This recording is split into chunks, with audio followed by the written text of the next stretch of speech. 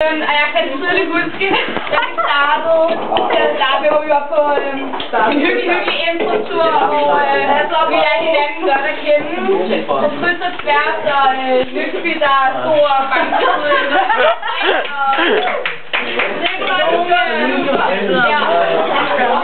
Hallo? Må jeg bede mig stille?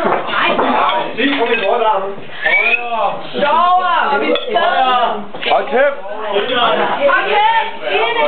Drenge, hold kæft! Jeg får din servens deres korpus ud herfra. Sig, når du føler kæft. Og vi sad ved lejrbålet, og det var ikke alle, der var til stede. Men hold kæft, men det var gode tider, og jeg vil sige, at de har fortsat i lang tid. Vi var der det meste af tiden.